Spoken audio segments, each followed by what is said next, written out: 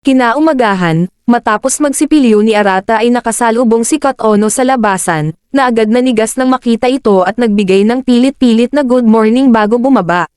Napapaisip ang binata sa kanilang sitwasyon, nagtataka kung naintindihan na ng dalaga ang mga sinabi niya kagabi. Marahil na nauunawaan na nito na hindi sila pwedeng maging magjowa sa kabila ng di blood related, o maaari ding umiiwas lang para muling gamitan siya ng buko purple attack. Sunod lumitaw si Seiha sa likuran na nagtanong kung normal lang sa kalalakihan ang managinip ng gising, binati ito ng binata, pero agad pinutol ng dalaga at giniit na dapat may chance sa hulihan para cute. Ayaw sana ni Arata pero hala sige na, kaya agad ring naging cute ang tono nito na binanggit ang tensyon sa pagitan ng binata at ni Kat Ono.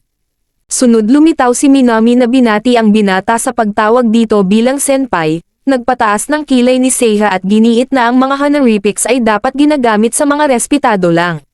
Dahil dito, halos gusto ng kagatin ni Arata ang hilaw na karne ni Seiha kahapon dahil sa kawalang respeto sa kanya. Sa paaralan, nakita nito si Crush sa locker at napatitig bahagya, nang biglang lumitaw sa likuran si Oka. Agad nitong tinukso ang pekeng kambal na magtapat na sa Crush, ngunit shutdown ang inabot matapos sabihin ng binata na may kasintahan na ito. Matapos ang chika of the day ay agad pumunta ang dalaga sa mga kaibigan, kung saan binanggit sa mga ito ang paparating na trip para sa kaarawan ni Kat Ono. Pinagmasdan ito ng binata at nagtaka kung gaano kabilis nakapag-blend sa madla dahil sa matinding charms, naiinggit kaya nais sanang ihayag ang brusco side nito, kaso di pwede dahil lagot sa doggy. Dito na napansin ng kababaihan ang binata, nag-comment na medyo basag ulo ang vibe pero pogi pa din, kaya nais sanang maging jowa. Selos si Oka kaya nilista ang mga ligwak nitong karakter, ngunit sa huli ay napagtantong pinupuri lang ito kaya umabot hanggang tenga ang kamatis, nahihiyang umalis dahil baka mahalata ang lihim na pag-ibig. Sa Sabado, ay nagtungo na nga hanggang sa Sea Park, excited malala si Oka na kumikinang pa, kaya nang makita ang isang mascot ay sabay sinunggaban kasama si Minami dahil mga cutie. Nang magutom si Minami ay dito na nagboluntaryo sina Arata at Banri na bumili ng pagkain. Ngunit sa pagbalik dala ang mga ito ay nakitang wala na sa spot ang gang. Matapos maupo sa isang bench, tinawagan ni Arata isa-isa ang gang pero walang sumasagot, kaya mula dito ay nagmungkahi si Banri ng isang date para makapag-enjoy sila habang naghahanap. Dahil walang kakampi sa lamesa, inubos lahat ni Arata ang mga baniling pagkain, dahilan para mabusog-lusog sa gitna ng paglalakad. Sa kalagitnaan nito, biglang napakapit ng bahagya si Banri na parang jowa, at sa lahat ng mga dalaga ay ito na yata ang pinakamatindi ang galawan. Masyadong painosente ang kilos ngunit smooth ang buko shot sa siko.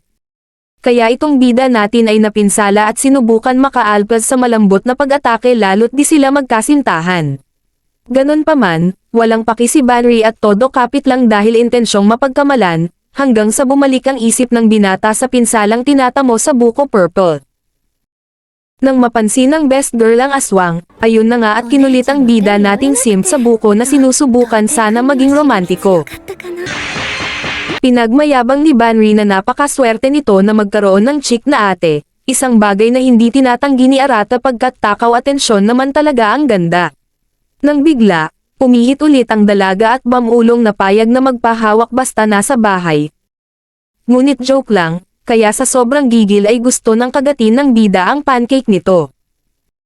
Sunod nagtungo ang mga ito sa roller coaster kung saan dahil una si Banri at nasa ibaba si Arata ng hagdan, nasisilaw na naman ito sa liwanag ng nirvana sa ilalim ng palda.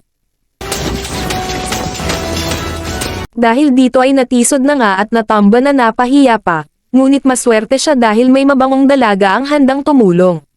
Habang nagsasaya si Banri sa bawat pagliko ng bagon, halos iwanan na si Arata ng kaluluwa dahil sa takot. Muli nitong tinawagan ang gang pero di pa rin ma-reach gaya ng jowa mo. Hanggang sa makita ni Shin ang mga miss call at makapagmensahe.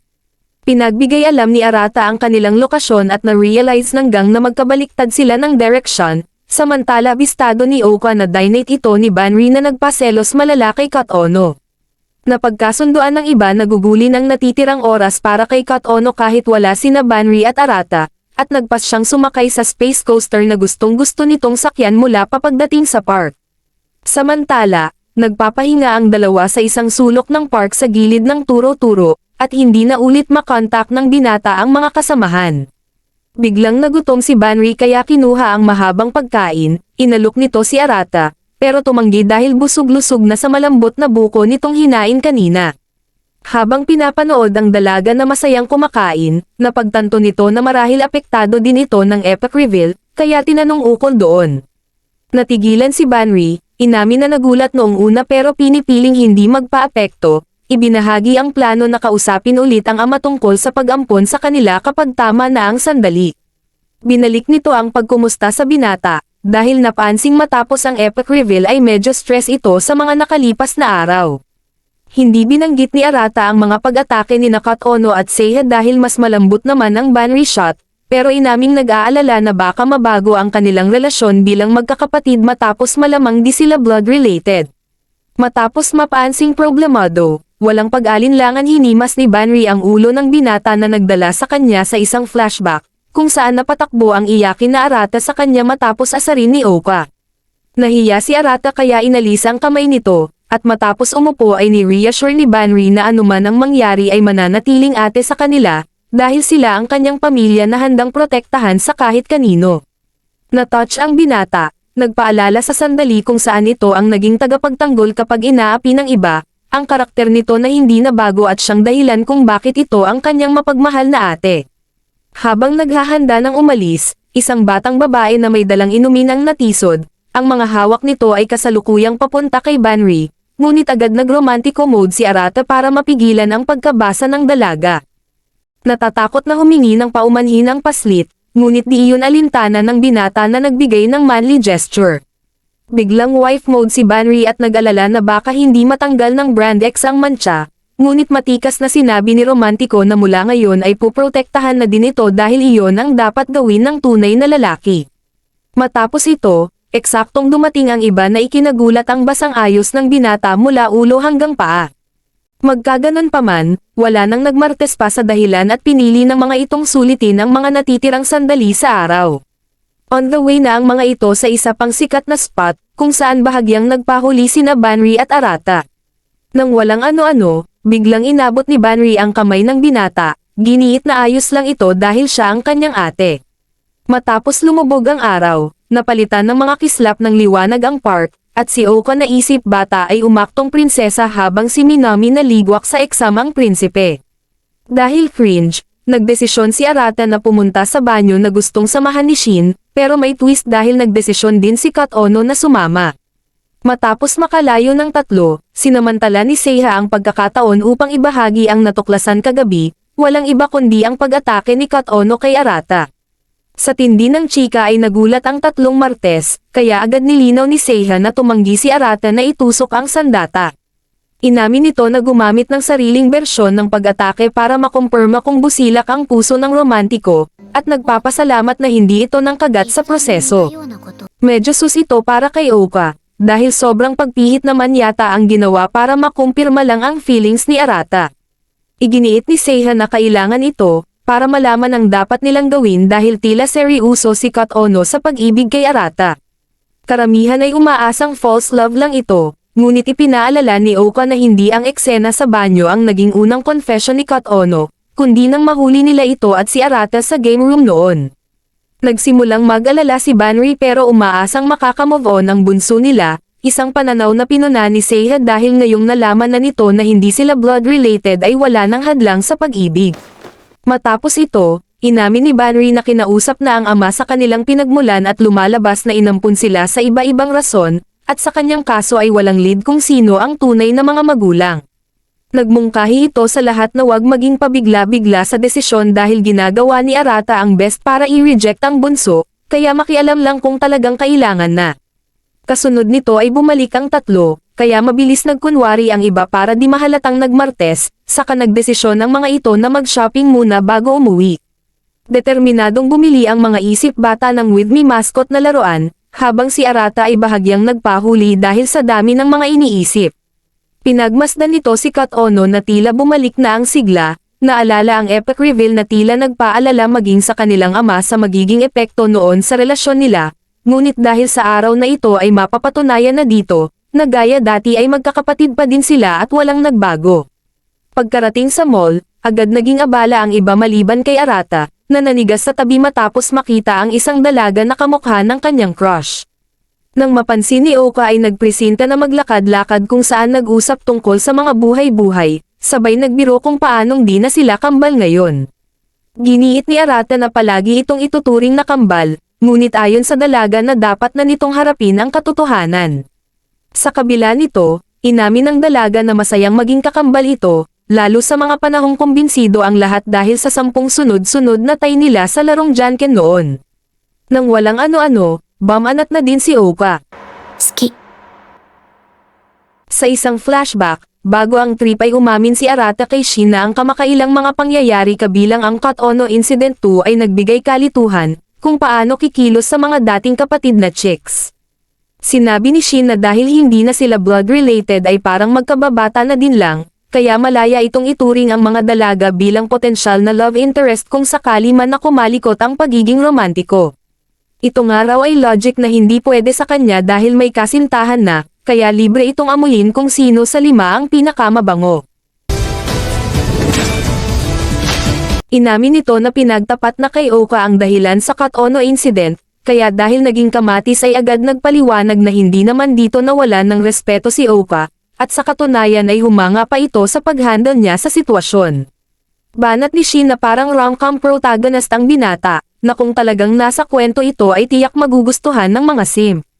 Balik sa I Like You na binitawan ni Oka kung saan na-stun ang bida, agad binawi ng dalaga ang sinabi na pagpapakita lang ito ng pasasalamat dahil matagumpay na na-handle ng binata ang ikalawang confession ni Cut Ono. Ito ay eksena lang ng isang magkakambal na may tiwala sa isa't isa, kaya napaisayang si Arata sa isip na seryosong love confession din iyon. Para tanggalin ang awkwardness, kinulit ito ng binata na tsundere lang kasi, bagay na kinainisan naman ito at nagpalusot na gusto ng magpahinga. Ganon pa man, habang naglalakad napapaisip ito na kahit sabihin pang affection lang bilang kapatid ang sinabi, ay masyado yatang sweet para sabihin gusto niya ito. Kinabukasan, nag-focus ang binata sa pagpapalaki ng muscle sa pag-asang malinawan ng isip at para makayang kargahin ang 5 pag-romantical time na, nang biglang lumitaw si Minami. Excited ito na tulungan ang dalaga sa fitness training, ngunit tumanggi si Minami dahil kulang sa tulog at wala pang sapat na lakas. Ganon pa man, pinuri nito ang kasipagan ng binata dahil kahit walang dapat paghanda ang kompetisyon ay may disiplina sa sarili. Humble lang si Arata, sinabing para din ito sa kalusugan at ang pisikal na pagsisikap ay nakakatulong sa mentalidad, saka napatawa si Minami matapos maalala ang gym session nito sa kanilang ama na umaabot ng gabi. Ayon sa binata na hindi healthy ang sessions na iyon, sunod pinuri ang stillness ng dalaga sa routine. Mula dito, naalala ni Minami ang gabi sa park kung saan matapos mapansin na nawawala sina Arata at Oka ay nagpresenta maghanap, at matapos abutan ang mga ito sa labasan ay tatawagan na sana, nang biglang marinig ang gusto kita mula kay Oka. Nakakagulat ito pero piniling sarilihin na lang ang inabutan. Ngunit ngayong tinitingnan na ang binata ay naluloka dahil may parteng gusto magmartes sa katotohanan, kung goods o joke lang ba iyon. Ngunit, bago pa makapagtanong, napansin ni Arata ang mukha nito kaya nagtanong kung ayos lang, sumagot ng oo sabay buhat para lang hindi mahalata ang mga iniisip. Magkaganon pa man, gumana ang martes powers nito sa huli at tinanong ang binata kung may nangyari sa pagitan nito at ni Oka. Nalilito si Arata pero ipinagpalagay na nag-aalala lang ito sa mga pagtatalo nila ni Oka, sinigurong ayos lang sila at ang mga away na iyon ay parte lang ng pagiging magkapatid. Bagamat nagpapasalamat, nadismaya si Minami dahil walang nabanggit ukol sa gusto kita na eksena sa park, nalilito kung tama ang narinig o sadyang umiiwas ang binata sa paksa.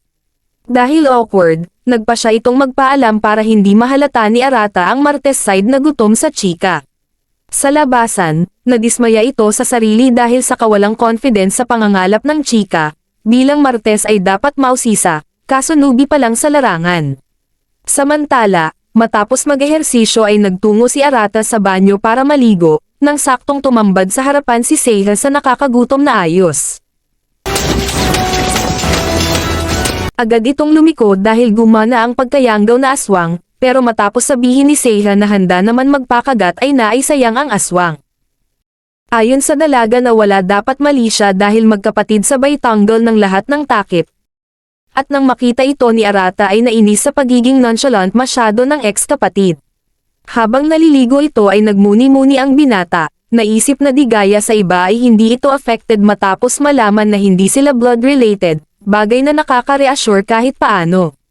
Habang papaalis, nakita nito ang pamilyar na singsing mula sa kanilang ina at tinanong si Seiha ukol dito. Sinabi nitong sinusuot iyon kahit maluwag pa rin sa daliri at tinatanggal bago maligo para hindi mawala.